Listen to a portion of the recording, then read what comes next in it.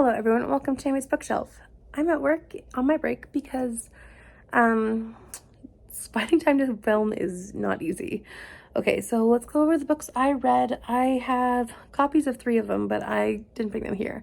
And that's okay. I'm just gonna link everything down below in my description box because I am using a new editing software that doesn't really let me put in pictures. So I'm having an interesting battle with it. I really need a new computer. That's what it comes down to. But for now, we're editing on my phone with different kind of technology that hopefully will be good.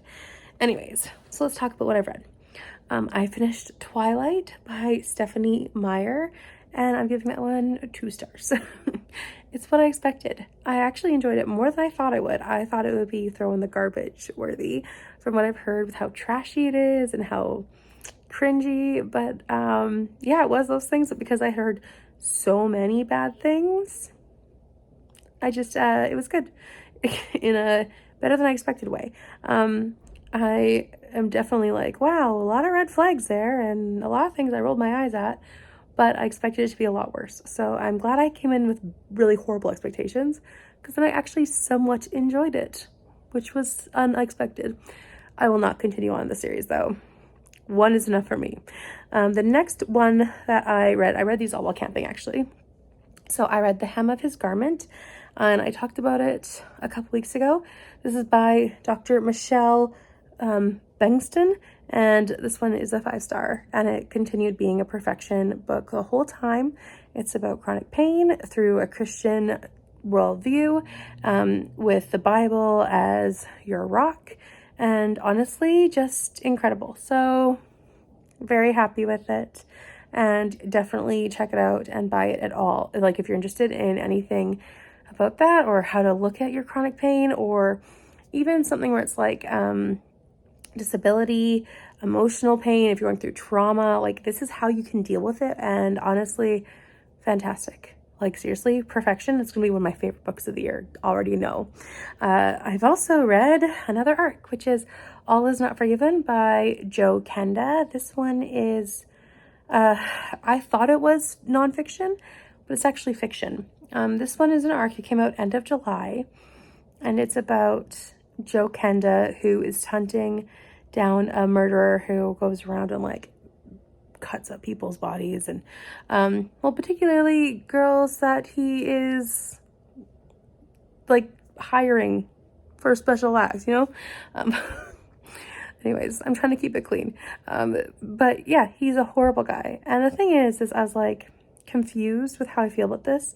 It's getting a 3-star because I feel like it's fiction, not nonfiction. But then at the same time, it's talking about Kenda's life and people he works with. And I'm like, how much of this is fiction? How much of it is real? Because it sounds real. And then you have these perspectives from a murderer who this case never happened.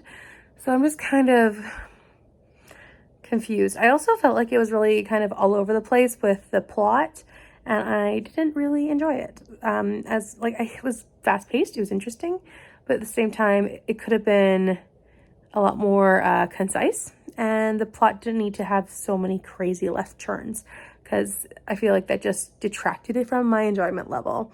So yeah, it's an interesting one. And if you have watched ID Channel with Joe Kenda being the host about a show of all of the crimes that he's seen, or people that other true crime events, it's worth reading. I just felt a little confused after it all. So yeah, I've also read 2 Agatha Christie's while camping. I read The 3-Act Tragedy, or A Murder in 3 Acts, by Agatha Christie. This one is book 11 in the Hercule Poirot series, and it was good. I'm giving it 4 stars. I nailed it right away. I was like, this guy's the murderer. I know this guy's the murderer. Sorry to spoil the gender if you didn't know. Anyways, there's lots of people it could be, but I figured it out right away, and I was just kind of like, and then partway through, an age-old thing I've heard threw me off. So I'm gonna tell you now. I guess I'm gonna spoil it. if you're at all interested in knowing the spoiler for the 3-act tragedy, listen on. And when it's done, I'll put down my hand because editing, Naomi doesn't know if this is going to work. So in the 3-act tragedy, this man is an actor. And at one point he becomes a butler, pretends to be a butler, which he is a butler for a couple weeks, and kills his friend, which is like, great. I was like, that's totally him. But I have always heard that Agatha Christie never wrote a mystery where the butler did it. So I was like, well, if he's the butler, it's not him.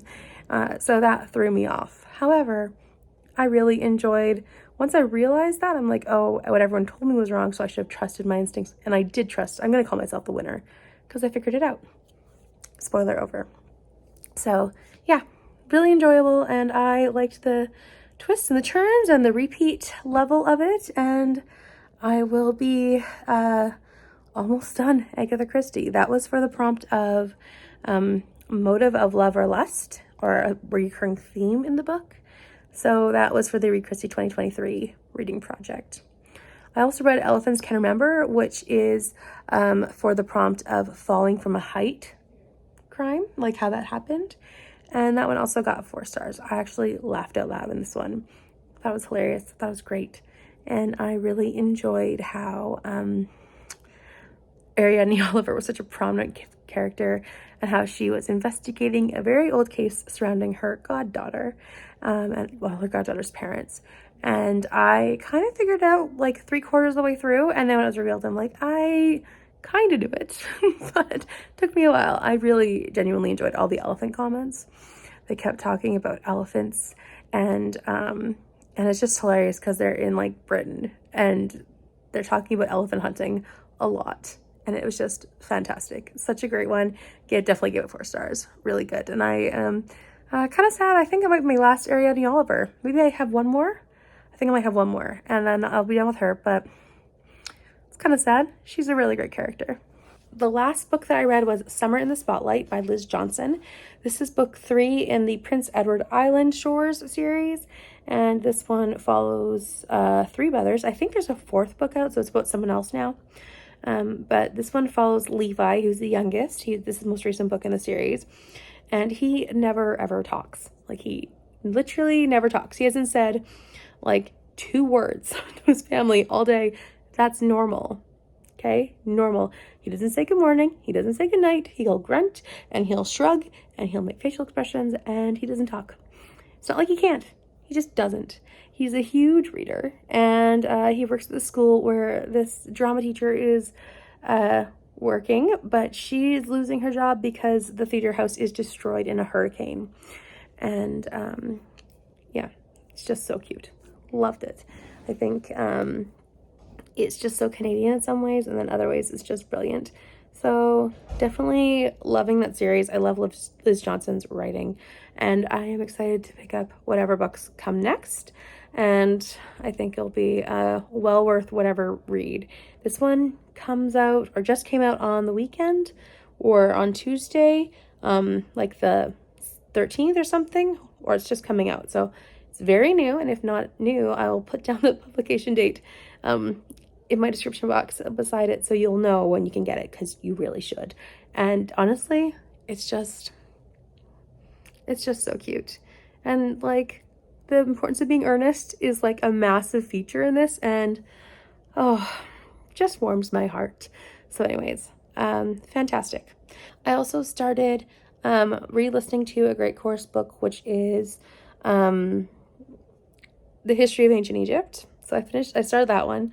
That one was, it's good. I've read it before. It's amazing to reread, and I'll re-listen and relearn. So that's awesome. And I've also started Malibu Burning by Lee Goldberg, and that one I'm very interested in, but I feel like right now it's hitting too close to home. Like, I live in BC, which is currently on fire. And like the smoke outside, it's like you couldn't see anything like literally 1 kilometer away from you. So it's just so smoky and so many fires. And this book is about I'm a guy who is trying to get on a firefighting team and from prison to go and I think trying to do like an escape or a crime or something. But it's like I don't know if I'm in the mental capacity to read a book about someone who's fighting forest fires in Malibu. So it's good, but mentally I don't think I'm in the right position to read it. So we'll see if I keep reading it. But yeah, so that's what I've been reading.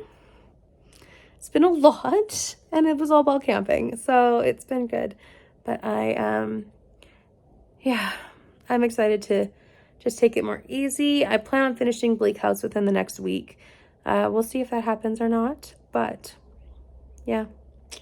Lots of reading was done, and I enjoyed my time camping, in spite of the tension from all of BC burning. So yeah, we'll see what happens. Anyways, please leave a comment in my comment section. I'm sorry, I'm still out of it. Please leave a comment about what you have been reading over the last week. If you've heard any of these books and enjoyed them, or if you're wanting to read them, I'd love to know. Also, if you would like to leave a like and a subscribe and hit the notification bell, and I will see you next time. Bye for now.